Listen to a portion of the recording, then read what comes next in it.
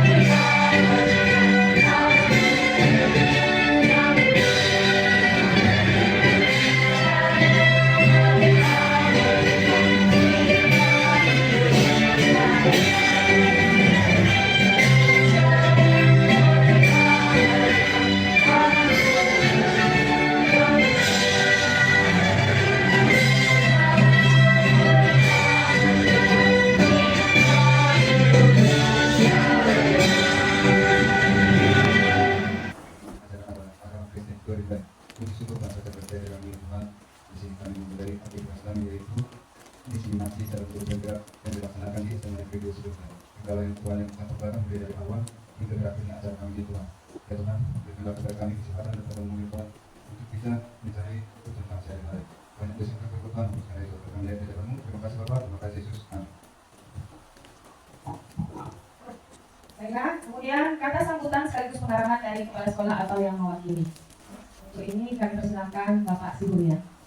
Puji syukur kita sampaikan ke Tuhan Yang Maha Kuasa atas kegiatan kita yang diselenggarakan di sekolah kita oleh peserta guru penggerak dari SMA Negeri 2 Sibolga, yaitu diseminasi budaya positif calon penggerak, yaitu angkatan ke-11 yang sebelumnya sudah 2 orang menyelesaikannya, dan untuk berikut ini 4 orang. Mudah-mudahan dapat terlaksana, dapat mengikutinya dan menuntaskan sampai selesai. Dalam kegiatan ini kita mendukung dari sekolah karena ini termasuk dari pengembangan keprofesionalisme dan berkelanjutan, yaitu PKB, dan tujuannya di sana adalah untuk meningkatkan, untuk memajukan kinerja maupun kemampuan oleh guru, dan diharapkan nantinya setelah selesai mengikuti kegiatan ini dan sudah disahkan menjadi guru penggerak, akan menjadi motivasi bagi teman-teman guru di SMA Negeri Sibolga dan membawa nama baik sekolah kita. Harapan kami ke depan, guru-guru penggerak semakin banyak, dan kami tahu bahwa guru penggerak itu untuk kegiatannya memang berat dan melaksanakan tugas sekaligus. Setelahnya di sini 2 pekerjaan yang sekaligus tidak bisa dilepaskan. Maka dengan ini semoga Bapak Ibu pandai menggunakan waktu dan menggunakan fasilitas-fasilitas yang ada di sekolah, dan selalu berkomunikasi dengan sekolah supaya keduanya berjalan dengan baik. Harapan kami Bapak Ibu semoga selesai sampai disahkan menjadi guru penggerak. Terima kasih, mari kita tepuk tangan untuk keempat mereka. Sekian dan terima kasih. Sekarang kita masuk kepada pemaparan diseminasi budaya positif oleh calon guru penggerak. Pagi Bapak Ibu. Ya. Kok cemas sekali Bapak Ibu. Kalau saya bilang semangat pagi, pagi luar biasa. Kalau saya bilang selamat siang, siangnya luar biasa Bapak Ibu. Bisa Bapak Ibu ya? Mohon izin Bapak Ibu. Semangat pagi Bapak Ibu. Pagi luar biasa. Selamat siang Bapak Ibu. Siang luar biasa. Baik Bapak Ibu, terima kasih Bapak Ibu atas waktu dan kesempatan Bapak Ibu yang telah hadir di acara undangan kami ini, di mana kami akan berbagi kepada Bapak Ibu, bukan niat untuk mengajari Bapak Ibu. Mohon izin Bapak Ibu, kami berbagi Bapak Ibu. Adapun yang kami bagikan nanti Bapak Ibu adalah diseminasi budaya positif Bapak Ibu. Tapi sebelum saya masuk ke materi Bapak Ibu, karena kita dalam hampir setengah hari ini dipenuhi dengan pembelajaran yang sangat jenuh. Saya yakin tidak jenuh Bapak Ibu. Mungkin apa yang di dalam hatinya mengganggu. Saya ajak Bapak Ibu untuk merefleksi. Kita eksplikin sebentar Bapak Ibu ya. Mohon izin Bapak Ibu. Kami minta kepada Bapak Ibu untuk berdiri Bapak Ibu. Sebelum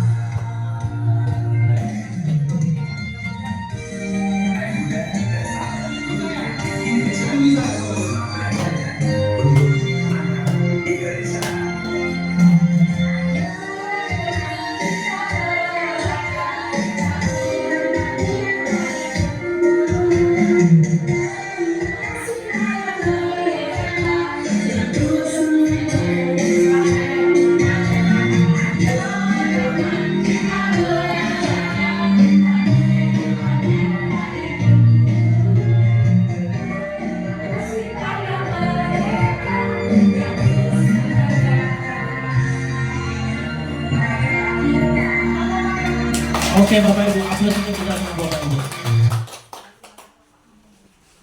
Di sini kami akan mengangkat tema adalah diseminasi budaya positif Bapak Ibu. Ini adalah kebiasaan kita sehari-hari Bapak Ibu. Di mana budaya ini adalah kebiasaan kita, perilaku kita sehari-hari. Berarti sifatnya Bapak Ibu harus positif Bapak Ibu. Nah, sebelum kita masuk ke situ Bapak Ibu, coba saya minta satu orang dari Bapak Ibu. Apalah menurut Bapak Ibu budaya positif Bapak Ibu? Satu orang Bapak Ibu, mohon izin. Ya, silakan Bu. Ibu silakan. Oke, terima kasih buat kesempatannya Pak Amal. Menurut saya budaya positif itu adalah nilai-nilai atau keyakinan yang baik yang ada di lingkungan kita, yang bisa kita lakukan seperti itu. Ya Bu, terima kasih. Kami dulu untuk Ibu Bapak Ibu. Jadi Bapak Ibu, budaya positif ini Bapak Ibu, ini tidak hal yang baru lagi Bapak Ibu untuk kita dengan Bapak Ibu, karena ini adalah merupakan kebiasaan-kebiasaan kita, baik di rumah kita, baik di lingkungan sekolah kita, tapi sifatnya positif Bapak Ibu. Berarti mengarah ke hal-hal yang baik Bapak Ibu. Baik Bapak Ibu. Di sini Bapak Ibu saya akan memberikan materi, saya akan berbagi kepada Bapak Ibu. Yang pertama, ini akan saya banggakan adalah disiplin positif, nilai-nilai kebajikan universal, dan teori motivasi, hukuman dan penghargaan serta restitusi Bapak Ibu. Bapak Ibu, di slide ini apa itu disiplin positif dan nilai-nilai kebajikan universal? Nah, konsep disiplin positif pertama kali diperkenalkan oleh Bapak pendidikan kita Bapak Ibu, yaitu Bapak Ki Hajar Dewantara Bapak Ibu. Menurutnya, disiplin positif ini menjadi syarat utama untuk mewujudkan kemerdekaan di bidang pendidikan dalam rangka menciptakan lingkungan belajar positif, salah satu strategi yang perlu diterapkan tenaga pendidik adalah disiplin. Penerapan disiplin positif dilakukan melalui nilai-nilai kebijakan universal Bapak Ibu. Berarti Bapak Ibu, disiplin positif ini Bapak Ibu mengarah ke hal-hal yang baik Bapak Ibu.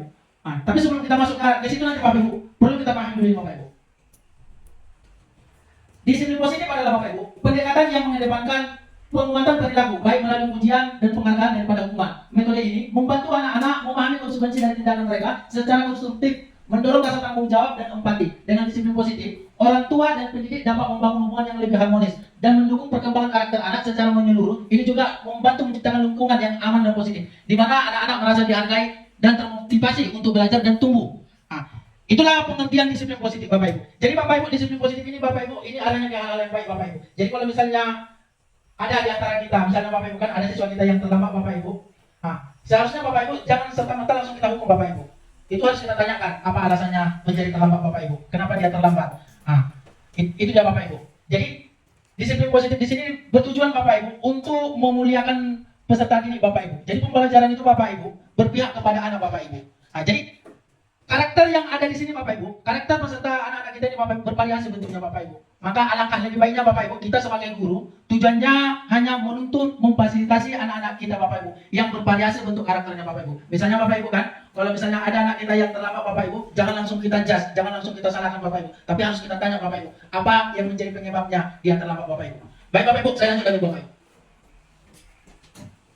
Bapak Ibu, nilai kebajikan adalah fondasi dari kehidupan yang harmonis dan damai. Ketika kita mengutamakan kebajikan, kita menciptakan lingkungan yang penuh dengan rasa saling menghormati, kasih sayang, empati.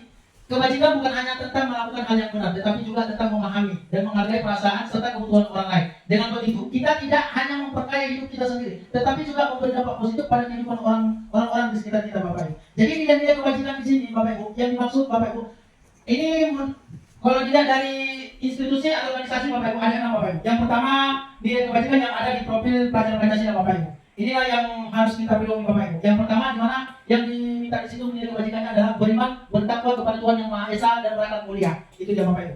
Yang kedua Bapak Ibu, mandiri. Yang ketiga Bapak Ibu, bernalar kritis. Yang keempat Bapak Ibu, berkebinekaan global. Yang kelima, bergotong royong dan kreatif Bapak Ibu. Jadi inilah salah satu tujuan Menteri Pendidikan Bapak Ibu, yaitu kita harus mempedomi, harus bisa mengaplikasikan nilai-nilai kebajikan yang ada di profil pelajar Pancasila Bapak Ibu. Yang kedua ya Bapak Ibu, menurut organisasi yang kedua, IMO Primary Years Program, yaitu Bapak Ibu, sikap murid harus toleransi, rasa hormat, integritas, mandiri, menghargai, antusias, empati, keingintahuan, kreativitas, kerjasama, percaya diri, dan komitmen Bapak Ibu.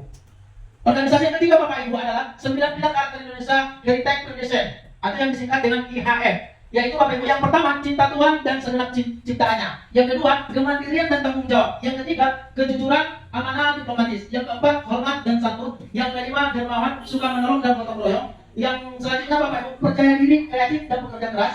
Yang selanjutnya Bapak Ibu, kepemimpinan dan keadilan. Yang selanjutnya Bapak Ibu, baik dan rendah hati, toleransi, kedamaian dan kesatuan Bapak Ibu. Jadi inilah Bapak Ibu, nilai kebajikan menurut 9 pilar karakter Indonesia Bapak Ibu.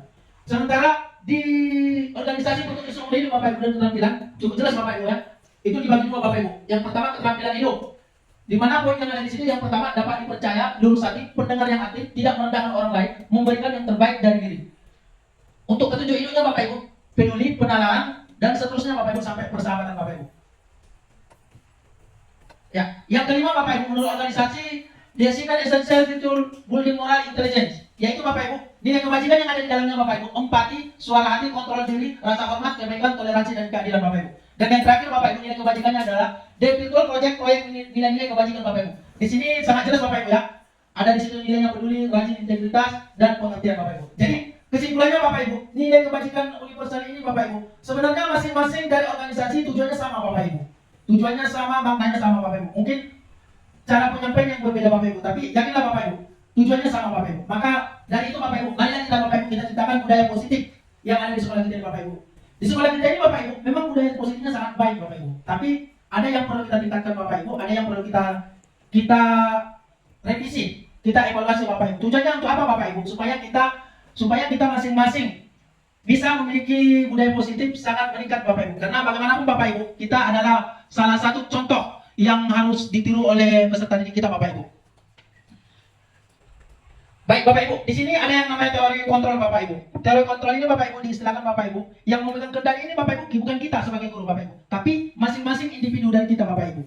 Jadi di sini tugas kita hanya menuntun Bapak Ibu, hanya mengarahkan Bapak Ibu. Karena bagaimanapun teori kontrol yang di sini yang dimaksud Bapak Ibu, apabila kita menyuruh peserta didik kita mengakui kesalahannya Bapak Ibu, kalau dia tidak mau jujur Bapak Ibu, bagaimanapun Bapak Ibu kita paksakan pun dia untuk jujur, karena kontrolnya ada pada peserta didik itu tidak akan bisa Bapak Ibu. Jadi alangkah baiknya Bapak Ibu teori kontrol di sini Bapak Ibu kita hanya memfasilitasi, ya Bapak Ibu ya, hanya memfasilitasi dan menuntun anak-anak supaya Bapak Ibu teori kontrol yang ada pada dia itu Bapak Ibu dapat dipertanggungjawabkannya, dapat mengarah ke hal-hal yang positif Bapak Ibu. Di slide berikut ini ada yang namanya teori motivasi, penghargaan, hukuman dan restitusi. Di situ sudah cukup jelas Bapak Ibu ya. Teori motivasi adalah konsep yang penting dalam psikologi dan manajemen yang berusaha menjelaskan apa yang mendorong individu untuk bertindak dan bagaimana mereka dapat dipacu untuk mencapai tujuan tertentu. Itu dia Bapak Ibu. Nah, di poin yang keduanya Bapak Ibu, menurut Diana Gosset dalam bukunya Retraction School Disiplin menyatakan ada 3 motivasi perilaku manusia Bapak Ibu. Yang pertama Bapak Ibu, untuk menghindari ketidaknyamanan atau hukuman ini adalah tingkat terendah dari motivasi perilaku manusia. Itu dia yang pertama Bapak Ibu. Yang kedua Bapak Ibu, untuk mendapatkan imbalan atau penghargaan dari orang lain Bapak Ibu. Yang ketiga Bapak Ibu, untuk menjadi orang yang mereka inginkan dan menghargai diri sendiri dengan nilai-nilai yang mereka percaya Bapak Ibu. Jadi maksudnya begini Bapak Ibu. Motivasi di sini adalah inspirasi untuk membawa perubahan yang ada pada dirinya Bapak Ibu, yang tidak baik menjadi baik Bapak Ibu. Jadi Bapak Ibu, ini harus perlu kita pahami Bapak Ibu. Motivasi ini sebenarnya Bapak Ibu kalau dipandang dari dua sisi Bapak Ibu, ini menjadi perdebatan yang sangat luar biasa Bapak Ibu. Nah, jadi alangkah lebih baiknya kita Bapak Ibu mempelajari teori motivasi ini lebih dalam Bapak Ibu supaya kita tidak terjadi miskonsepsi di antara kita sebagai peserta sebagai guru Bapak Ibu. Nah, yang kedua Bapak Ibu ada penghargaan dan hukuman Bapak Ibu. Ini juga harus perlu kita pelajari Bapak Ibu. Hukuman ini Bapak Ibu di sini dituntut bukan untuk menjatuhkan si anak Bapak Ibu, tapi mengembalikan si anak kepada dirinya sendiri, kepada hal-hal yang baik Bapak Ibu, mengembalikan identitasnya Bapak Ibu, yang tidak baik menjadi baik Bapak Ibu. Nah, di situ ada juga penghargaan Bapak Ibu. Penghargaan ini Bapak Ibu, kalau dipandang dari dua sisi Bapak Ibu, yang pertama Bapak Ibu, ada penghargaan itu bisa menjatuhkan si anak Bapak Ibu. Yang kedua Bapak Ibu, ada penghargaan itu untuk si anak sebagai motivasi untuk dia Bapak Ibu. Tujuannya untuk apa Bapak Ibu? Untuk memperbaiki dirinya ke hal-hal yang baik, untuk meningkatkan dirinya, kualitas budaya positif yang ada pada dirinya Bapak Ibu. Kita lanjut Bapak Ibu. Terus hukuman, konsekuensi, restitusi Bapak Ibu. Nah, jadi hukuman ini Bapak Ibu, ini harus kita kenali. Bentuknya bagaimana Bapak Ibu? Konsekuensinya adalah solusi dari permasalahan yang ada pada kita Bapak Ibu. Maksudnya begini Bapak Ibu kan, kalau misalnya ada peserta didik kita yang terlambat Bapak Ibu. Nah, kalau misalnya saya kasih contohnya begini Bapak Ibu. Ini termasuk ke hukuman atau konsekuensi Bapak Ibu. Kalau misalnya anak-anak ini saya suruh yang terlambat Bapak Ibu ya, yang terlambat saya suruh lari di lapangan Bapak Ibu. Hukuman Bapak Ibu ya? Iya, itu betul Bapak Ibu. Jadi konsekuensi maksud bagaimana Bapak Ibu? Ya, silakan. Menurut saya perbedaan hukuman dengan konsekuensi adalah yang pertama, hukuman itu sifatnya refleks, itu yang pertama. Yang kedua, dia menyakiti. Berarti kalau dia dilakukan secara refleks atau tidak terencana kemudian menyakiti si peserta didik atau orang lain, baik secara fisik maupun non fisik, maka itu jenisnya hukuman. Sedangkan konsekuensi adalah imbalan terhadap apa yang dilakukan. Itulah konsekuensi. Contohnya misalnya peserta didik kita tidak mengerjakan PR, maka konsekuensinya adalah dia harus tetap melaksanakan atau menyelesaikan PR-nya. Atau misalnya si anak mencuri, mengambil pulpen temannya, maka konsekuensinya adalah si anak harus mengembalikan pulpen ataupun pensil yang diambil dari temannya. Mungkin itu tanggapan dari saya Pak, terima kasih. Ya, terima kasih Bu Siti. Apa itu Bapak Ibu? Ya. Jadi ini sudah cukup jelas Bapak Ibu ya, apa itu hukuman, apa itu konsekuensi Bapak Ibu. Jadi restitusi yang terakhir di situ Bapak Ibu adalah mengembalikan identitas si anak Bapak Ibu. Maksudnya Bapak Ibu yang tidak baik menjadi baik Bapak Ibu. Jadi kita tuntut si anak di situ untuk memperbaiki karakternya Bapak Ibu. Baik. Di sini Bapak Ibu ada yang namanya di dalam tabel itu identitas gagal, hukuman, terus ada yang namanya identitas sukses, disiplin, konsekuensi dan restitusi Bapak Ibu. Jadi ini poin-poin ini sudah cukup jelas Bapak Ibu ya.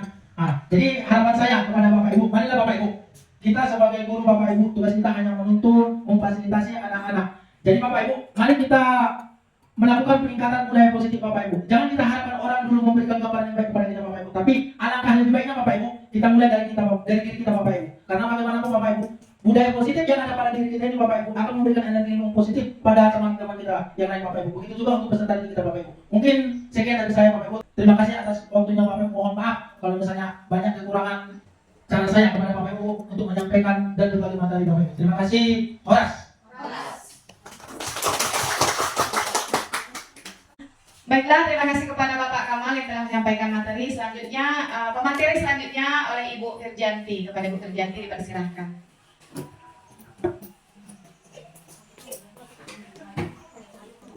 Semangat pagi, Bapak Ibu guru hebat. Pagi. Iya. Terima kasih atas semangatnya ya Bapak Ibu. Nah baik, untuk lebih semangat lagi, ya saya berikan sedikit ice breaking, tapi kita melalui gerakan. Gerakannya Bapak Ibu, silahkan berdiri dulu Bapak Ibu. Ayo Bapak Ibu. Ya nanti gerakannya seperti ini. Tangannya ke kanan digerak-gerakkan, tangannya ke kiri digerak-gerakkan, tangannya ke depan digerak-gerakkan, tangannya disilang, jempol digoyang. Bisa Bapak Ibu? Bisa. Oke, kita mulai ya. 1, 2, 3, ya. Tangannya ke kanan digerak-gerakkan, tangannya ke kiri digerak-gerakkan, tangannya ke depan digerak-gerakkan, tangannya disilang, jempol digoyang. Oke, terima kasih. Tepuk tangan Bapak Ibu. Kelas dan kebutuhan dasar manusia. Nah, di sini pertama saya akan menjelaskan, memaparkan mengenai keyakinan kelas. Nah, kira-kira Bapak Ibu guru hebat, keyakinan itu apa? Percaya ya? Oke, benar. Terus apa lagi? Yang kita percayai dan kita lakukan, harus kita lakukan. Oke, terima kasih Ibu. Nah baik, berarti keyakinan itu berhubungan dengan hal yang kita percaya. Berarti di sini berhubungan dengan nilai-nilai. Ada nilai-nilai yang kita percaya atau nilai-nilai yang kita yakini, atau ada nilai-nilai yang kita pegang. Berarti di sini berasal dari mana? Nilai-nilai itu berasal dari mana? Iya, dari hati. Berarti hati itu dari dalam diri kita sendiri, ya benar Bu. Nah jadi di sini nanti keyakinan kelas itu berasal dari dalam diri. Nah terutama di sini keyakinan kelas nanti berasal dari warga kelas itu tersebut, ya, supaya bisa untuk menciptakan budaya positif, menciptakan lingkungan yang nyaman, khusus dulu di kelas, di ruangan yang kecil. Baru nanti bisa menjadi pembiasaan ke lingkup yang lebih besar. Nah baik, Bapak Ibu. Nah, mengapa keyakinan kelas? Mengapa tidak peraturan kelas saja? Nah jadi untuk menjawab hal ini, kita lihat dulu pertanyaannya. Mengapa kita memiliki peraturan tentang penggunaan helm pada saat mengendarai roda 2 atau motor? Kira-kira apa, Bapak Ibu? Siapa yang bisa memberikan tanggapannya? Ya, silakan. Mengapa bisa menggunakan helm pada saat berkendara? Mungkin agar kita selamat dan nyaman. Oke, agar kita selamat dan nyaman. Ada yang lain, Bapak Ibu? Untuk mematuhi peraturan. Oke, berarti di sini Ibu? Iya, berikan tangan saja ya. Nah, berarti itu fungsinya untuk apa? Untuk apa kita memakai helm? Berarti tujuannya semua supaya aman, keselamatan, ya. Kemungkinan jawaban dari kita itu mengenai keselamatan, ya, keselamatan untuk diri kita.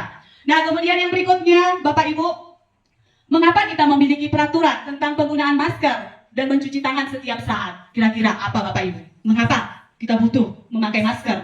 Atau supaya sehat. Oke, kemudian apa lagi? Ada lagi? Iya, terhindar dari kuman penyakit. Iya, semuanya itu sehat kan Bapak Ibu? Iya, berarti di sini juga kemungkinan jawaban kita itu adalah untuk kesehatan dan keselamatan. Iya. Nah, inilah Bapak Ibu yang merupakan untuk menegaskan bagaimana keyakinan kelas itu dibedakan dengan peraturan kelas. Nah, jadi nilai-nilai keselamatan dan kesehatan inilah yang kita sebut sebagai suatu keyakinan. Karena di dalam nilai-nilai itu terdapat nilai kebajikan universal yang disepakati secara tersirat ataupun tersurat, ya, lepas dari latar belakang suku, negara, bahasa maupun agama. Jadi seseorang akan lebih tergerak dan bersemangat untuk menjalankan keyakinannya daripada hanya sekedar mengikuti serangkaian peraturan tertulis tanpa makna. Demikian juga dengan murid-murid kita, Bapak Ibu. Nah, jadi mereka akan lebih semangat dan lebih memahami arti sesungguhnya tentang peraturan-peraturan yang akan mereka laksanakan dengan adanya nilai-nilai yang sudah disepakati oleh murid-murid kita dan kita sendiri, gurunya. Nah, kemudian pembentukan keyakinan sekolah atau kelas, yaitu keyakinan kelas ini bersifat lebih abstrak daripada peraturan yang lebih rinci dan konkret. Dan keyakinan kelas itu, Bapak Ibu, itu berupa pernyataan-pernyataan universal dan harus menggunakan kalimat positif. Nah, kira-kira Bapak Ibu, Kenapa keyakinan kelas itu harus menggunakan kalimat-kalimat positif?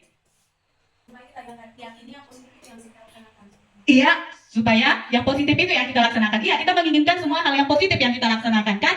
Iya. Nah, jadi kalau misalnya dia dalam bentuk negatif, kalimat-kalimatnya nanti pasti ada pikiran, kenapa rupanya kalau melakukan? Nah, contohnya, kita ada kalimat, jangan dibuka link itu. Gitu. Nah, otomatis kan tertanam di benak siswa, kenapa rupanya kalau aku buka?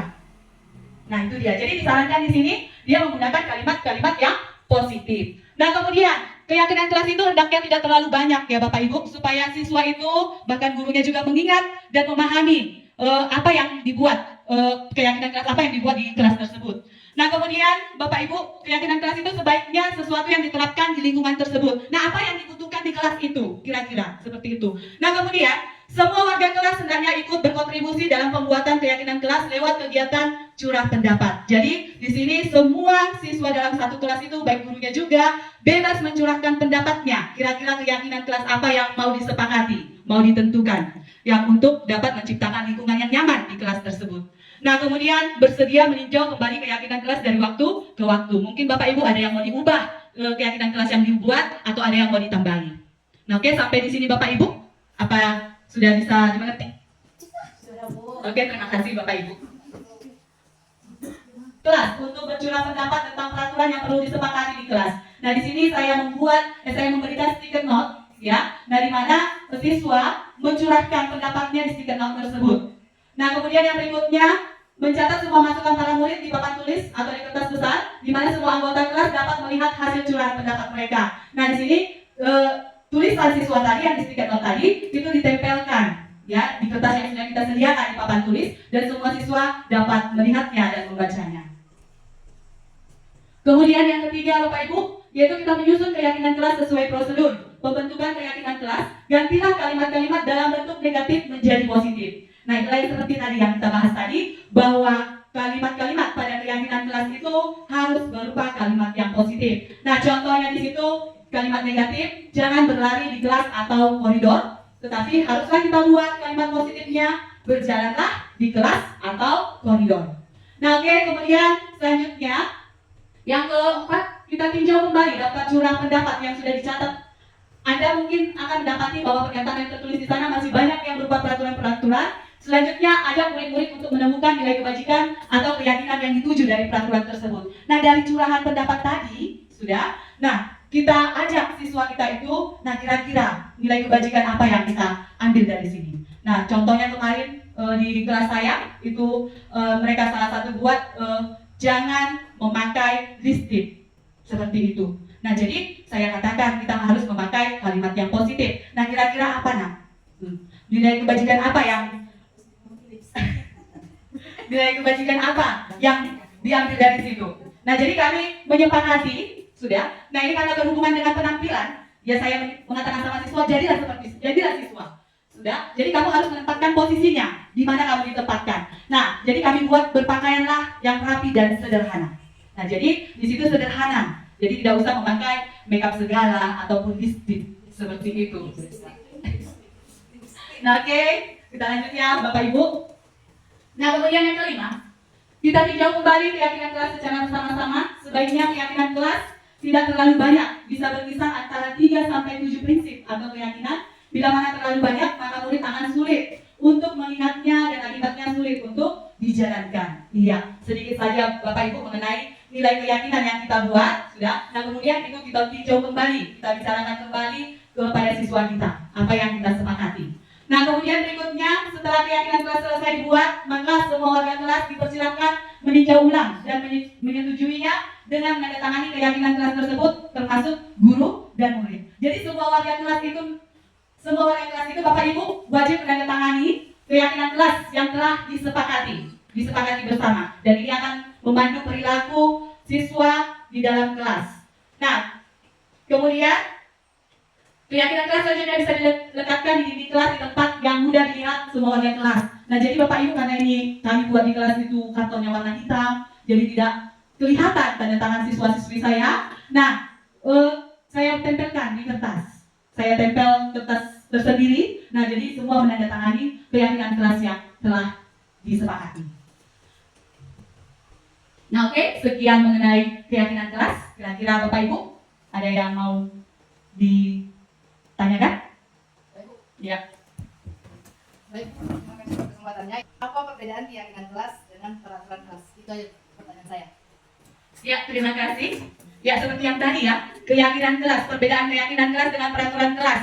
Nah, di mana tadi keyakinan kelas itu, dia berasal dari mana tadi? Bapak Ibu, dia dari hati, berarti dari dalam diri kita sendiri, berarti itu motivasi intrinsik untuk membiasakan siswa-siswi kita melakukan disiplin positif ataupun budaya positif. Nah, sedangkan peraturan kelas itu siswanya hanya melaksanakan dan yang sudah tersedia, berarti dia berasal dari luar dirinya. Berarti siswa itu dikatakan sebagai objek. Ya, kalau di keyakinan kelasnya, siswa dikatakan sebagai subjeknya. Ya, seperti itu, Bapak Ibu. Oke? Ya, kita lanjut. Nah, oke, kita lanjut kebutuhan dasar manusia. Ya, nah kebutuhan dasar manusia. Kira-kira Bapak Ibu berbicara dengan kebutuhan dasar manusia ini, itu apa ya Bapak Ibu? Makan, minum, Ya, pakaian ya, lengkap ya. Handphone, iya, sudah menjadi kebutuhan ya Bapak Ibu. kasih sayang. Ya, itu ya cinta, ya benar. Ya, berikan tepuk tangan buat kita semua. Ya, berarti kita membutuhkan itu semua. Ya, nah jadi kebutuhan dasar manusia ini adalah kebutuhan yang sangat penting, ya, untuk melangsungkan kehidupan kita, kehidupan manusia. Jadi kalau misalnya kebutuhan dasar manusia ini tidak terpenuhi dalam diri kita, apa yang terjadi Bapak Ibu? Berontak. Iya, memberontak ya. Nah, marah ya Ibu ya? Ya benar, marah. Oke, nah kita akan memberontak. Ya, kita akan memberontak sehingga budaya positif itu tidak akan terlaksana di dalam diri kita. Ya, nah otomatis kita akan melanggar peraturan-peraturan yang ada ataupun bahkan keyakinan kelas yang telah kita sepakati di kelas. Nah, oke, kemudian kebutuhan dasar ini dibagi menjadi yang pertama adalah bertahan hidup, kemudian rasa kasih sayang dan rasa diterima, ya seperti yang dibilang Ibu Siti tadi, adanya rasa kasih sayang, dan dibilang Ibu Ira adanya cinta. Memang kalau kita tidak mendapat kasih sayang dengan cinta, luar biasa ya Bu, seakan-akan kita tidak dihargai. Yes. Nah, oke, kemudian ada yang kebutuhan dasar mengenai kebebasan, kemudian kesenangan dan penguasaan. Nah, kebutuhan dasar bertahan hidup, ya kebutuhan dasar bertahan hidup juga seperti yang Bapak Ibu bilang, yaitu Ibu katakan, yaitu kebutuhan untuk kesehatan, makan, ya kan Bapak Ibu. Nah, di sini juga ada kebutuhan bersifat fisiologis untuk bertahan hidup, misalnya kesehatan, rumah dan makanan. Nah, kebutuhan biologis, ya berarti ini proses reproduksi, ya bertambah banyak. Nah, kemudian komponen psikologis, yaitu kebutuhan akan perasaan aman. Jadi tadi kita kan sudah makan kan Bapak Ibu? Belum ya? Oh iya, berarti kita lapar. Nah, berarti kurang di sini kita kebutuhan bertahan hidup, ya. Jadi pada saat kita lapar, yang kita butuhkan itu apa? Makanan. Iya, makanan. Jadi untuk apa makanan itu? Supaya kita dapat bertahan hidup, ya. Seperti itu contohnya Bapak Ibu. Nah, kemudian kebutuhan dasar yaitu kasih sayang dan rasa diterima atau kebutuhan untuk diterima. Kebutuhan untuk disayangi dan diterima meliputi kebutuhan akan hubungan dan koneksi sosial. Iya, kadang kan Ibu, kalau misalnya kita tidak disayangi oleh lingkungan kita kadang jadi minder. Ya, jadi minder. Jadi kadang kita seakan-akan kita inilah terpuruk. Iya kan Bapak Ibu? Nah, kemudian, itu juga dialami dengan siswa. Apabila anak-anak yang memiliki kebutuhan dasar kasih sayang dan rasa diterima yang tinggi, biasanya ingin disukai dan diterima oleh lingkungannya. Iya. Dengan kita disayangi dan diterima, kita ingin lingkungan kita itu juga bersahabat, ya. Nah, kemudian otomatis anak-anak tersebut akan lebih akrab dengan orang tuanya. Kemudian mereka akan lebih akrab juga dengan guru dan teman-teman sebayanya, dan mereka juga akan memberikan hal-hal yang positif baik itu dalam bekerja kelompok sesama mereka. Nah, kemudian kita lanjut mengenai penguasaan kebutuhan pengakuan atas kemampuan. Nah, di sini berarti kekuatan untuk mencapai sesuatu, ya. Berarti menjadi kompeten, menjadi terampil, diakui atas prestasi dan keterampilannya. Nah, jadi di sini anak-anak yang memiliki kebutuhan dasar akan penguasaan yang tinggi biasanya selalu ingin menjadi pemimpin. Nah, kalau anak itu salah, dia akan kecewa. dengan prestasi yang diperolehnya. Nah, kemudian mereka biasanya rapi dan sistematis dan selalu ingin mencapai yang terbaik. Nah, kemudian kita lanjut mengenai kebutuhan dasar kebebasan, yaitu kebutuhan akan pilihan. Nah, di mana di sini kebutuhan akan kemandirian, otonomi, memiliki pilihan dan mampu mengendalikan arah hidup seseorang. Nah, anak-anak dengan kebutuhan kebebasan yang tinggi menginginkan pilihan. Mereka perlu banyak bergerak, suka mencoba-coba, tidak terlalu terpengaruh orang lain dan senang mencoba hal baru yang menarik. Nah, kebebasan berarti dia yang memilih apa yang ingin dilaksanakannya. Nah, kemudian kebutuhan dasar kesenangan. Ya, di mana di sini kebutuhan dasar untuk merasa senang, yaitu kebutuhan untuk mencari kesenangan, bermain dan tertawa. Nah, bayangkan hidup tanpa kenikmatan apapun betapa menyedihkan. Berarti di sini seseorang itu supaya dia senang menikmati apa yang dilakukan. Ya, jadi anak-anak yang dengan kebutuhan dasar kesenangan yang tinggi biasanya itu menikmati apa yang dilakukan. Mereka juga bisa berkonsentrasi tinggi saat mengerjakan hal yang disenangi. Mereka suka bermain dan suka mengoleksi barang, suka bergurau, suka melucu dan juga menggemaskan. Ya, jadi di sini juga sering kita dapati di kelas mengenai kesenangan mereka. Kadang mereka lebih senang yang namanya bermain, apalagi misalnya pelajaran olahraga. Nah, ataupun misalnya di dalam memberikan materi, kita harus menyelang-nyelingi materi itu dengan menggunakan yang namanya permainan, ya, supaya siswa merasa senang dan sehingga pelajaran itu tidak membosankan. Nah, kemudian Bapak Ibu mengenai kebutuhan dasar ini, kalau misalnya tidak dapat dipenuhi oleh seseorang, berarti tadi dia akan memberontak. Jadi inilah kebutuhan dasar yang harus dipenuhi oleh orang tersebut. Jadi seseorang itu akan berusaha, ya, akan berusaha untuk mencapai kebutuhan apa yang ingin dicapainya. Nah, oke, sampai di sini Bapak Ibu. Kira-kira ada yang mau ditanyakan? Bu, saya tanya, apa hubungan kebutuhan dasar manusia dengan budaya positif? Oh ya, baik, terima kasih. Hubungan kebutuhan dasar manusia dengan budaya positif. Nah, oke, saya lemparkan ke forum. Bagaimana kira-kira? Apa tadi Bapak Ibu? Ya. Iya, benar. Iya. Nah, terus apa lagi Bapak Ibu? Ada yang lain? Ya, oke. Nah, jadi kalau kebutuhan dasar seseorang itu sudah terpenuhi, maka budaya positif ini akan terlaksana dengan baik. Sehingga seseorang itu bisa mengontrol dirinya dalam bertindak. Dia memikirkan, kalau saya melakukan ini, apa nanti yang akan terjadi? Dengan adanya juga nilai-nilai kebajikan yang dia yakini. Kira-kira seperti itu. Bagaimana Bapak Ibu? Bagaimana? Oke, terima kasih. Sekian dari saya, pemaparan dari saya kembalikan kepada moderator. Pemateri selanjutnya oleh Ibu Yuliana. Oke, terima kasih atas waktunya Bapak Ibu guru hebat. Sebelum saya mulai, saya ingin mengucapkan salam dulu ya. Semangat pagi. Pagi luar biasa. Terima kasih, luar biasa ya. Walaupun sudah siang hari, ini lapar-lapar, kemudian hujan rintik-rintik. Nah, saya ada pantun ini sedikit ya. Iya. Burung elang, burung kakak tua, kepakkan sayap ke langit biru. Selamat datang Bapak Ibu guru. Mari bersiap belajar ilmu yang baru. Oke. Nah, jadi di sini saya bukan untuk menggurui, bukan pula untuk merasa lebih hebat, tidak. Tapi ini adalah salah satu tugas kami di Guru Penggerak, yaitu aksi nyata budaya positif ya. Judulnya budaya positif di SMA Negeri 2 Sibolga. Nah, jadi sebelum kita masuk ke inti, saya ice breaking-nya berhubungan dengan materi saya. Coba Bapak Ibu semua berdiri dulu boleh? Silahkan semuanya berdiri ya. Ya.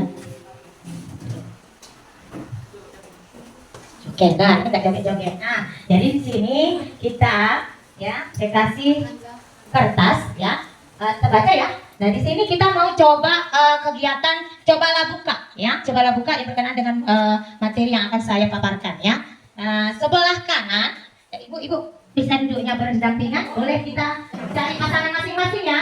Cari pasangan masing-masing ya. Jadi sebelah kanan itu adalah ini ya, kanan ini, yang sebelah sini. Oke, silahkan. Boleh lah, kanan saya ya ibu ya. Boleh ya digenggam ya, boleh digenggam. Mana yang menggenggam? Oh, ibu yang lebih banyak. Kayaknya sudah capek lah ya. Iya. Apa namanya bu? Nah itu ada dalam kesusu boleh lah, nggak masalah. Dan sebelah kiri saya itu adalah sebagai kalau bahasanya apa ya yang lagi viral itu, sebagai penggoda ya, penayu ya. Tetapi yang positif ya bapak ibu, yang positif. Silahkan Anda ganggu, Anda rayu, Anda apalagi pujuk, rayuan maut kawan Anda yang di samping ya dalam waktu 5 detik saja. Ya, silakan dalam waktu hitungan mundur nanti saya kemudian yang sebelah kiri tadi silakan melakukan aksinya ya. Oke, boleh dipaksa, boleh di bagaimanapun caranya asal ya masih tetap hal yang wajar lah ya, jangan sampai berguling-guling maksudnya ya. Oke ya. 3, 2, 1. Silahkan Bapak Ibu rayu, kasih rayuan mautnya. Rayuan maut boleh, menggelitik boleh. Apalagi itu hal yang kita lakukan ya. Ayo ya. Kasih rayuan maut. Oh ibu MC nggak ada kawannya ya, boleh merayu ibu Angel, boleh dirayu. Oke, sambung. Iya, siapa yang berhasil kena rayu? Tepuk tangan dulu untuk kita semua ya. Berarti luar biasa ini. Guru-guru, ibu-ibu terutama ya. Ibu-ibu di SMA Negeri Sibolga itu sangat kuat rupanya tahan godaan dia ya. Godaan yang bagaimanapun tahan dia ya. Oke, terima kasih. Nah, kita kaitkan dengan kegiatan yang kita lakukan. Apakah Anda yang tadi yang sebelah yang mengepal ya sebelah kanan tadi, apakah Anda membuka kepala tangan Anda? Tidak, karena tidak ada yang berhasil tadi ya. Iya, mengapa? Coba kasih dulu alasannya. Siapa ya? Yang bersedia. Iya, kenapa Bu? Karena tidak tergoda ya. Oke. Kemudian alasannya tadi tidak tergoda. Kenapa tidak tergoda? Bagaimana tadi? Iya, kurang tergoda. Tidak tergoda ya. Oke, yang kedua ya. Apakah ya dia menutup kuat atau bagaimana tadi Bu? Ada kuat, ada yang ya rata-rata kuat lah ya, makanya nggak bisa lepas ya. Iya. Oke, jadi sesungguhnya siapa yang memegang kendali tadi? Iya, pasti yang mengepalkan tangannya tadi, yang memiliki posisi kontrolnya ya, kendalinya ya. Oke, berhubungan dengan itu, maka materi yang akan saya sampaikan adalah 5 posisi kontrol ya. Iya. Kontrol. Nah, boleh ya. Gaya positif ini bahasanya pun harus positif. Kita lanjut ya. Ada 5 katanya. Menurut Diana Gosen dalam bukunya mengemukakan bahwa guru perlu meninjau kembali penerapan disiplin di dalam ruangan kelas mereka selama ini. Apakah telah efektif? Apakah telah efektif atau berpusat memerdekakan dan memandirikan siswa? Ya, bagaimana dan mengapa? Melalui serangkaian riset berdasarkan pada teori kontrol, William Gosen dan Gosen berkesimpulan ada 5 posisi kontrol. Ya, yang diterapkan seorang guru, orang tua ataupun atasan dalam melakukan kontrol. Apa saja itu? Yang pertama adalah sebagai penghukum, kemudian pembuat rasa bersalah, teman, pemantau dan manajer. Ya, jadi di antara yang kelima ini, bagaimana dia kita terapkan di kelas? Ya, oke, kita mulai dari yang pertama. Ya, oh iya, sebelumnya itu saya bertanya dulu, kira-kira dari yang kelima ini apakah sudah pernah kita melaksanakan ini di kelas Bapak Ibu? Sudah pasti pernah kita lakukan ya. Nah, yang bagaimana yang ideal yang harus kita lakukan kan seperti itu ya. Maka kita mulai dari posisi penghukum ya. Di posisi penghukum ini ya, guru itu senantiasa percaya bahwa dengan dia melakukan itu maka si anak akan merasa efek jerak, merasa akan hukuman itu berupa verbal atau fisik ya. Iya, itu yang dilakukannya. Orang-orang yang menjalankan posisi penghukum ini senantiasa mengatakan bahwa sekolah memerlukan sistem atau alat yang dapat menekan murid-murid lebih dalam lagi. Ya, misalnya ini ini saya lakukan dulu sebelum saya tahu itu budaya positif. Ya, pertama-tama pernah saya cerita sedikit di kelas saya itu pernah. Saya masuk di kelas 10 ya. Saya hukum anak-anak yang tidak melaksanakan tugas. Ya, saya hukum dia, hukumannya berupa hukuman fisik. Saya suruh berkeliling-keliling lapangan 5 kali. Ya, salahnya saya adalah saya tidak menanyakan ke si anak siapa yang memiliki biasanya kalau hukuman itu ke fisik ya, dia ada penyakitnya ya, rupanya dia ada gangguan di pernapasan. Ternyata belum satu keliling si anak pingsan ya, mengakibatkan masalah di kelas saya.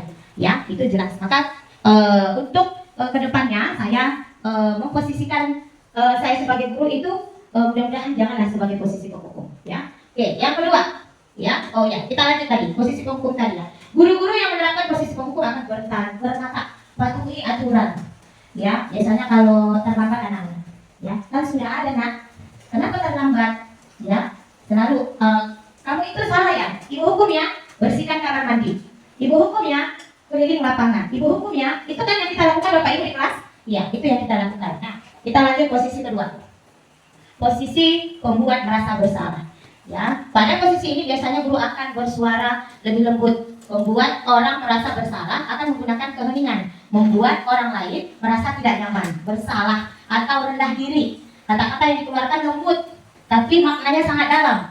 Contohnya adalah ibu sangat kecewa sekali padamu. Ya, kemudian apa lagi? Berapa kali bapak bilang, berapa kali ibu bilang harus memberitahu kamunya. Seperti itu, ya. Di posisi ini murid akan memiliki penilaian diri yang buruk tentang dirinya. Dia merasa ya tidak dihargai dan merasa mengecewakan orang-orang yang menyayangi dia. Ya. Selanjutnya posisi sebagai teman. Ya, sebagai teman ini ya, apakah cocok? Apakah ini idealnya? Ya, posisi pada teman ini dua yang ada efeknya ya. Ada efek negatif, ada efek positif. Negatifnya itu ya si anak jadi tergantung kepada kita. Ya. Kalau kita istilahnya terlalu dekat dengan si anak, dengan murid-murid kita, ya tetap harus ada batasannya. Kalau di sini ya murid itu merasa tergantung pokoknya gurunya yang nomor satu, ya tergantung mereka tanpa melihat sekelilingnya. Dan biasanya kalau sudah di posisi teman, kalau gurunya yang satu ini melakukan dia sebagai teman, maka guru yang lain itu ada juga kadang-kadang tidak dihargai.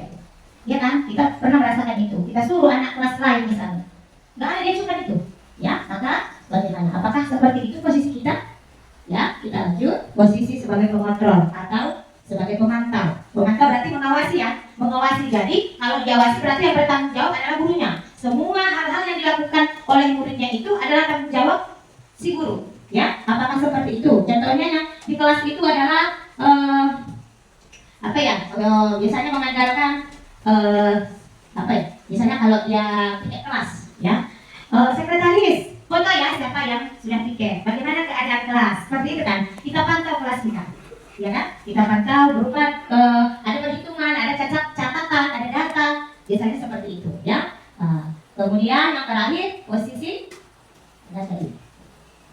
sebagai manajer ya. Manajer, kita sudah tahu manajer itu bagaimana ya. Manajer ini memiliki semua posisi yang mana itu?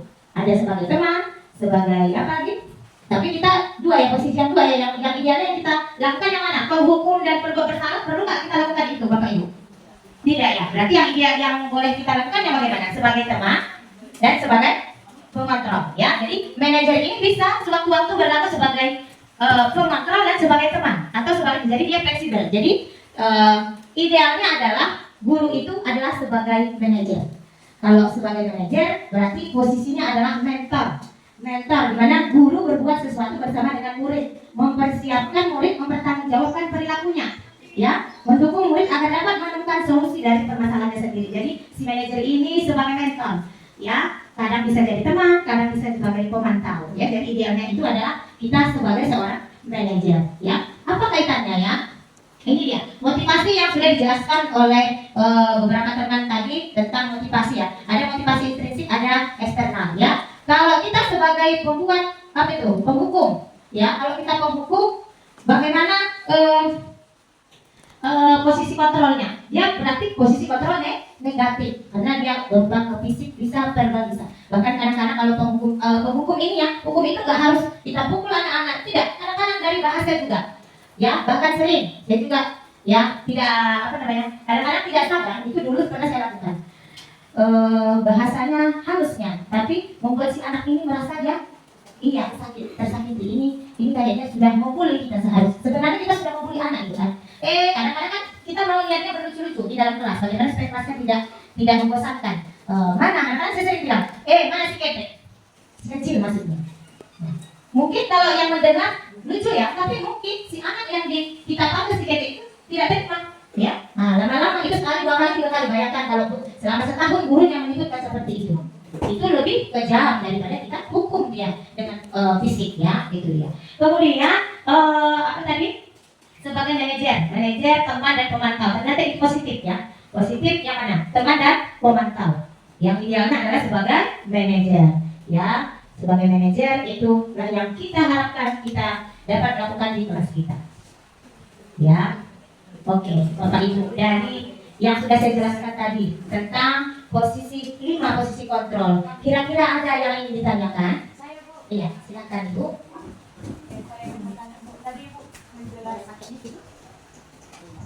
Oke Bu, saya ingin bertanya. Tadi kan Ibu menjelaskan 5 posisi kontrol. Yang ingin saya tanyakan, posisi apa idealnya yang dilakukan oleh seorang guru? Iya, gitu ya. Terima kasih Ibu. Nah, jadi tadi sudah seperti saya jelaskan dan sudah ini ya. Posisi idealnya yang kita lakukan adalah posisi manajer. Sebagai seorang manajer, kita itu bagaimana memimpin sebuah perusahaan. Nah, kali ini kita memimpin siswa-siswa kita di kelas. Kapan kita sebagai teman, kapan kita sebagai pemantau, itu kita harus bisa memposisikan diri kita. Walaupun di kenyataannya ini sangat susah, tapi itulah yang diharapkan setelah Bapak Ibu mendapatkan ilmu yang kami berikan, walaupun sedikit, pasti mudah-mudahan diingat dan bisa diterapkan di kelasnya masing-masing. Seperti itu ya. Oke, ada lagi? Oke, kita lanjut ya. Segitiga restitusi, ya. Segitiga restitusi pasti pernah dengar ini ya. Tadi sudah sedikit dibahas oleh Pak Kamal, ya. Restitusinya, segitiganya nggak ada. Bukan karena saya guru matematika, makanya dibilang segitiga restitusi, bukan ya? Oke, apa itu segitiga restitusi? Segitiga restitusi adalah suatu dialog yang dijalankan oleh guru agar dapat menghasilkan murid yang mandiri dan bertanggung jawab. Kata singkatnya adalah suatu skenario untuk menyelesaikan masalah si anak yang datangnya dari si anak, ya. Jadi bagaimana caranya? Ya, tadi setelah kita menempatkan diri kita sebagai manajer, maka ya aspek yang dikembangkan adalah motivasi instingnya, yang nilai-nilai kebajikan dalam dirinya dikembangkan menjadi suatu kebiasaan positif yang akhirnya dapat membentuk karakter murid. Ya, ini dia segitiga restitusi. Langkah-langkahnya ada 3, sesuai dengan namanya segitiga. Ada 3 ya. Yang pertama itu menstabilkan identitas. Ya, kemudian validasi tindakan yang salah, kemudian menanyakan keyakinan kelas. Ya, oke, menstabilkan identitas. Ini sudah saya laksanakan di tugas demonstrasi konseptual. Walaupun belum sempurna, tapi sudah bisa lah saya terapkan lebih baik lagi nanti di kelas saya. Ya, di menstabilkan identitas intinya adalah kita sebagai guru, kita stabilkan dulu identitas si anak. Kita kembalikan dulu identitasnya yang gagal tadi. Si anak tadi kan kebutuhan hidupnya lagi ya. Kebutuhan hidup ya. Kebutuhannya itu tidak terpenuhi sehingga dia mencari masalah bahasa bilangnya, mencari perhatian. Nah, maka dia melakukan pelanggaran atau nilai yang tidak baik. Maka kita kembalikan dulu identitasnya, ya. Kita kembalikan identitasnya karena pada dasarnya si anak ini kalau dikritik itu makin melawan, ya, makin melawan. Pasti dia gagal, ya. Maka kita jadikan dia jadi reflektif, ya, reflektif. Maka kita harus meyakinkan si anak dengan cara mengatakan kalimat-kalimat seperti ini dia. Ini dia ya. Pertama sih harus tenangkan dulu si anak, ya. Misalnya ada konflik di kelasnya itu, berantem misalnya, ya. Tenangkan dulu si anak. Tenang dulu, ya. Setelah dia tenang, baru kita masuklah dengan kalimat-kalimat positif kita, ya. Kita tanya dia, misalnya kita tanya dengan, iya nak, manusia itu tidak ada yang sempurna. Betul nak, semua pernah melakukan hal yang salah. Iya, ibu juga pernah melakukan itu, tapi hati-hati. Di sini kita jangan mengiyakan hal yang salah. Karena kita pernah berbuat salah, jadi kita bilang perbuatan kita itu patut dicontoh, bukan? Tapi kita memberikan pemahaman dengan pertanyaan-pertanyaan yang membuat si anak merasa tidak dipojokkan, tidak disudutkan, seperti itu, ya. Oke, ini dia. Kemudian validasi tindakan yang salah, ya. Ini dia. Validasi tindakan yang salah, kita kaitkan dia, ya, pertanyaan-pertanyaan itu dengan teori kontrol itu apa namanya ya? Membuat si anak seperti tadi identitas tadi tidak terpojokkan, ya, dengan beberapa pertanyaan seperti, ya, tadi identitasnya kan Semua orang pernah salah, nak. Tapi tenanglah, ya. Kamu patut bangga dengan dirimu. Kamu tidak melanjutkan atau tidak melakukan hal yang lebih besar lagi, lebih buruk lagi dari itu misalnya, ya. Seperti itu, ya. Banyak lagi kalimat-kalimat atau pernyataan-pernyataan atau pertanyaan yang membuat si anak jadi jujur, jadi mau mengeluarkan pendapat, ya, saat dia melakukan kesalahan. Kemudian kita kaitkan dia dengan keyakinan-keyakinan yang sudah kita buat, dengan nilai-nilai luhur yang dia yakini, ya. Nah, ini dia sisi yang ketiga, menanyakan keyakinan, ya. Kita kaitkan dengan keyakinan yang sudah dibuat, yang diyakininya, ya. Apa nilai-nilai yang kamu percaya? Apa nilai-nilai yang kamu yakin yang sudah kamu langgar? Kita tanya seperti itu. Jadi di menerapkan segitiga restitusi ini adalah sebenarnya kita itu hanya menuntun si anak supaya dia bisa menyelesaikan masalahnya, ya, seperti itu. Nah, ini hal-hal yang perlu diperhatikan dalam segitiga restitusi. Yang pertama, perilaku yang salah perlu dikaitkan dengan nilai-nilai keyakinan yang telah disepakati. Kesediaan orang yang melakukan kesalahan untuk memperbaiki masalah. Nah, ini juga dia. Kadang-kadang cepat kali anak itu bilang, "Nah, kamu tahu kamu salah?" "Tahu, Ibu." Ya kan? Cepat kali tuh. Iya, kalau sudah tahu salah, seharusnya bagaimana, nak? Diam. Itu sering terjadi kita temukan di ruang meeting. "Nah, kamu salah, nak?" "Iya, Bu." "Apa kesalahanmu, nak?" Cabut, Ibu." "Besoknya cabut lagi." Nah, inilah tugas kita, Bapak Ibu, ya. Bagaimana menerapkan ini supaya efektif, ya. Iya, itu terjadi di lapangan, ya. Dan saya memperhatikan melatih anak itu untuk menyelesaikan solusinya sendiri itu sangat susah, ya. Kalau di hal-hal yang kecil mungkin misalnya terlambat, bisa lah, ya, masih bisa lagi. Bagaimana dengan hal-hal yang lain misalnya, ya. Oke. Kemudian apa lagi? Perlu adanya suatu usaha untuk perbaikan dari pihak yang berbuat salah, ya. Biasanya datang dulu orang tuanya, barulah si anak mau, ya kan? Iya. Memang luar biasa Bapak Ibu guru zaman sekarang, ya. Kalau dulu, saya ingat dulu waktu saya sekolah, apapun kegiatan lah, baik positif negatif, ya, itu saya bertanggungjawabkan sendiri tuh, ya kan. Kalau sekarang sikit-sikit panggil orang tuanya. Jadi itulah tugas kita Bapak Ibu, bagaimana menerapkan segitiga restitusi ini untuk menyelesaikan masalah-masalah, ya, yang berhubungan dengan pembelajaran di kelas kita, ya. Oke, ini ada satu contoh, ya, studi kasus.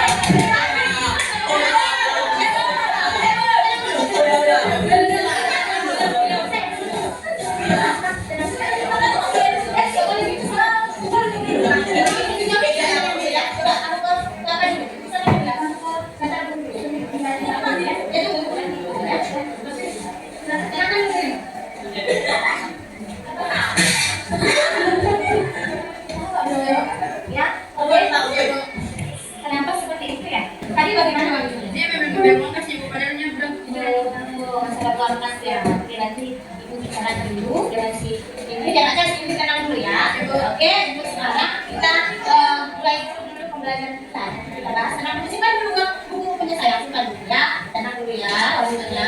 Oke.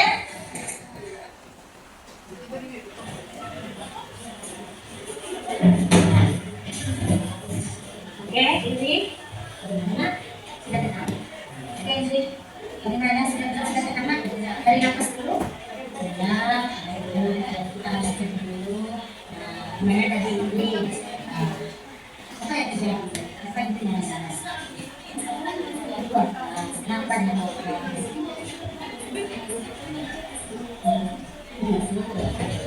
terus ya, iya ya. Mungkin kalian ada salah paham ya. Coba dulu kalau masalah seperti itu kan kita harus tenang dulu, ya.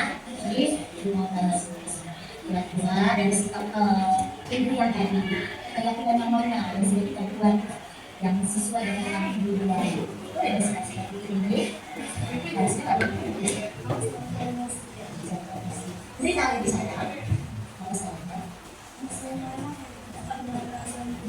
jadi dia sudah mengetahui mana yang benar. Sekarang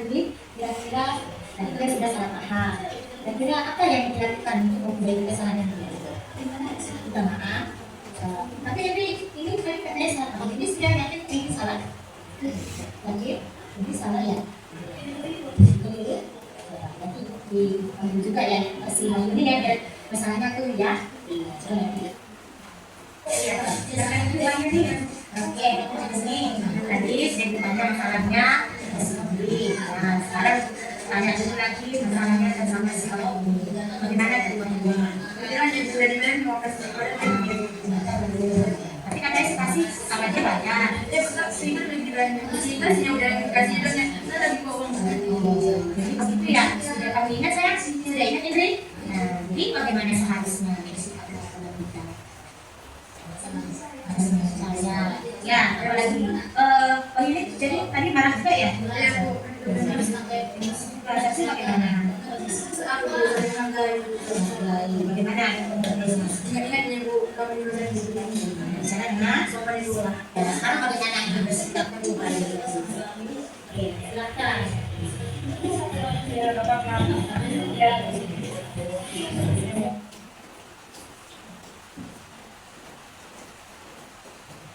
Oke, itu dia tadi kasus ya yang sudah saya selesaikan di kelas ya. Jadi sebenarnya sudah sering yang kita terapkan ini kan Bapak Ibu, walaupun lompat-lompat kadang-kadang balik-balik lagi ke yang satu, kedua, ketiga lagi ya kan.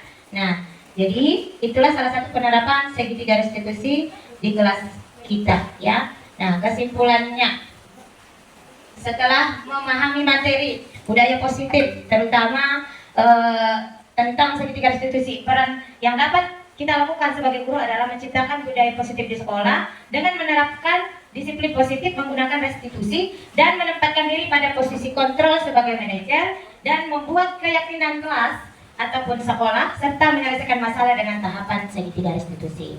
Jadi saya rasa cukup sekian pemaparan dari saya. Oh, sebelumnya ada yang ingin ditanyakan dari penerapan segitiga restitusi? Iya, silakan Ibu. Oh, Ibu Angel dulu ya. Iya. Terima kasih atas kesempatan yang sudah diberikan kepada saya. Saya ingin menanyakan dari pemaparan yang sudah Ibu sampaikan, itu pada segitiga restitusi ada 3 langkah yang dipaparkan. Apakah ketiga langkah itu dilaksanakan secara rutin atau dia bisa dilakukan sebanyak 2 langkah saja, Bu? Oke, terima kasih. Terima kasih Ibu. Terima kasih, tepuk tangan untuk pertanyaannya ya. Bagus sekali. Oke, terima kasih kepada Ibu Angel, pertanyaannya sangat luar biasa. Berdasarkan dari pertanyaan Ibu ya, apakah penerapan segitiga restitusi itu bisa dilakukan hanya 2 langkah saja ya? Berdasarkan definisinya ya, segitiga restitusi berarti harus kita laksanakan ketiga langkahnya berdasarkan ketiga segitiga ya. Jadi dia harus beruntun ya. Jadi kalau kita ambil salah satu langkahnya berarti bukan segitiga lagi namanya kan. Nah, seperti itu kira-kira. Oke, terima kasih Bapak Ibu semua. Beri tepuk tangan meriah dulu untuk kita ya. Saya tutup pertemuan kita ini dengan pantun ya. Pergi ke hulu melewati Sibolga Julu ya. Singgah di sawah bertemu sahabat. Sekian dulu dari kami semua. Semoga berkah dan bermanfaat. Tepuk tangan. Terima kasih. Saya kembalikan kepada MC, kepada Ibu kami, persilakan. Demikianlah materi yang disampaikan oleh Bapak Ibu calon guru penggerak Angkatan 11 Kota Sibolga. Semoga apa yang disampaikan bermanfaat untuk kita semua. Bergerak, tergerak, menggerakkan. Warahmatullahi wabarakatuh. Salam dan bahagia. Perkenalkan, nama saya Siti Nur Fitra Seniago. Saya adalah rekan kerja dari Bapak Kamaludin Bamba. Di sini saya ingin berterima kasih sekali kepada Bapak Kamaludin Bamba yang sudah berbagi ilmu dan memotivasi kami. Pemaparan materi yang sangat luar biasa. Yang paling saya ingat itu adalah mengenai gaya budaya positif itu adalah keyakinan ataupun nilai yang berasal dari diri itu sendiri, baik itu siswa maupun warga sekolah, supaya pemaparan Bapak kami diaplikasikan di kehidupan kita sehari-hari ataupun di sekolah. Untuk Bapak kenal semangat dan warahmatullahi wabarakatuh. Bapak Ibu, demikianlah video inspirasi dari saya. Semoga menginspirasi. Terima kasih. Salam guru penggerak. Tergerak, bergerak, menggerakkan.